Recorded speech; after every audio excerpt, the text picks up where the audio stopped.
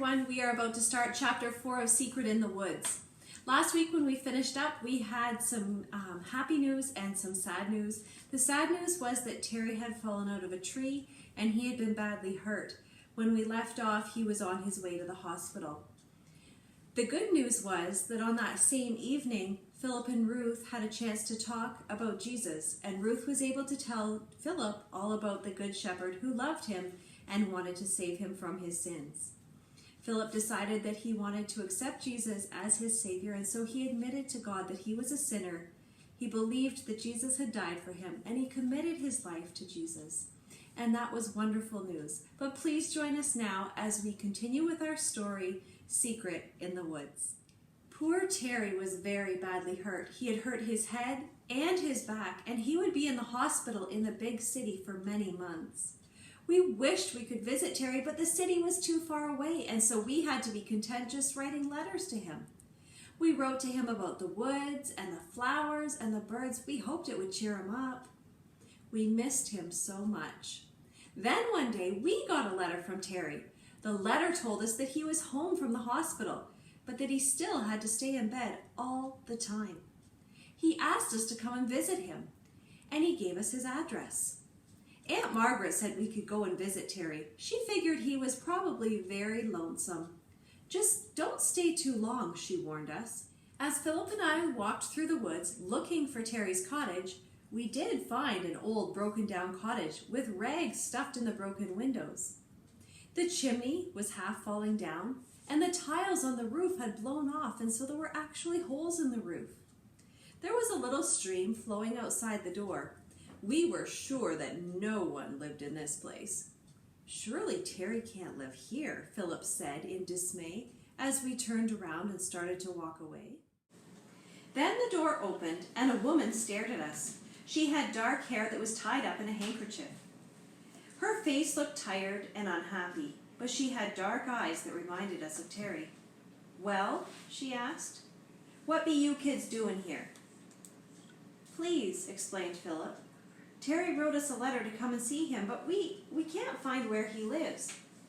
"Be you the children that was with my Terry when he fell?" she asked suspiciously. She jerked the door back roughly and led the way inside. The room was gloomy, hot and airless. There was only one window, and it was too high to see through. We forgot this in a minute, for we spied Terry. He was in a bed in the corner, but we hardly recognized Terry because he had changed so much. He was thin and pale, and he looked so unhappy. He didn't smile or move at all. He just lay there, looking at the ceiling. His eyes filled with tears when he saw us, and we knew just how much he had suffered in these past months. Our visit was not a happy one, for Terry was very cross and tired. He complained about not being able to move or see out the window. He did not know how to read very well, and so there really wasn't much for him to do. How dreadful it was for him. Terry's mother brought him his lunch while we were there. It was a cup of tea and a thin crust of bread. Poor Terry would not eat a crumb. No wonder he was so thin. He said, "My mother had to stop her working to take care of me, and there's no money for anything. Oh, how I wished I had brought some food for him." Philip promised to bring the bird book for Terry to see the next time we visited. "We have to go to the dentist tomorrow, but we'll come the next day," we told Terry. "For certain sure?" asked Terry. "Yes, for certain sure," Philip replied.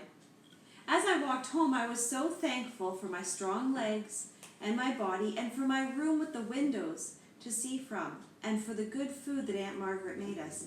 If only Terry could have such things. Philip and I went to see Terry often, and I believe that it was only our visits that kept him alive through those long days when he lay flat on his aching back, staring at the wall. We took him baskets of fruit from the orchard, huge red apples that we had polished until we could see ourselves in the shining skins. Aunt Margaret sent presents for Terry.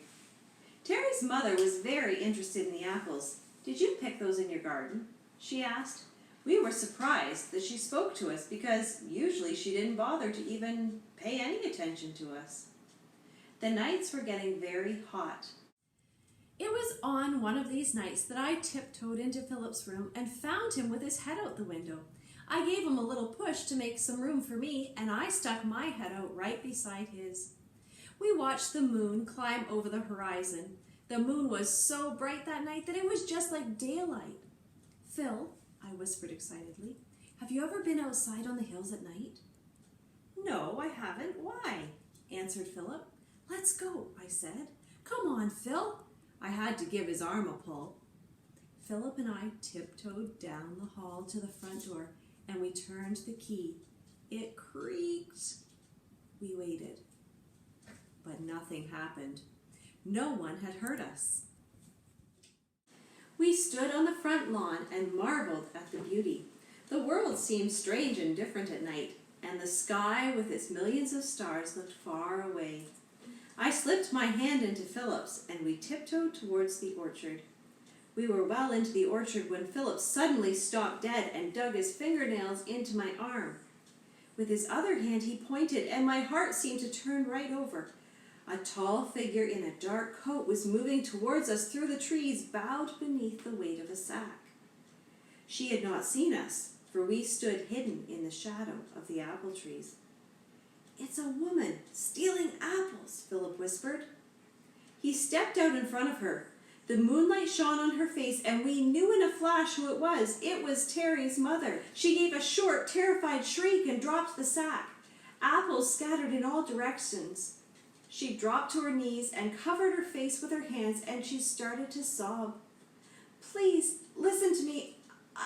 I know I shouldn't have come here, but my Terry's, I think he's dying. The doctor tells me he needs more food and more milk and warmer blankets or else he'll die.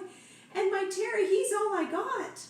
If they find out he don't get enough food, they'll take him away from me. Oh, little lady and little gentleman, don't tell on me. And don't have my Terry taken away from me. I know I was wrong to steal, and I won't ever do it again, so please don't tell the police and have them take me away from my Terry," she pleaded with us. "We won't tell," Philip said kindly. "I have an idea. We'll talk about it tomorrow when we can come and visit Terry. We promise not to tell, don't we, Ruth?" "Oh, yes," I agreed. "We won't say anything, and we'll come tomorrow." "Oh, God bless you, and may he forgive me for being a bad woman and stealing those apples," Terry's mother whispered.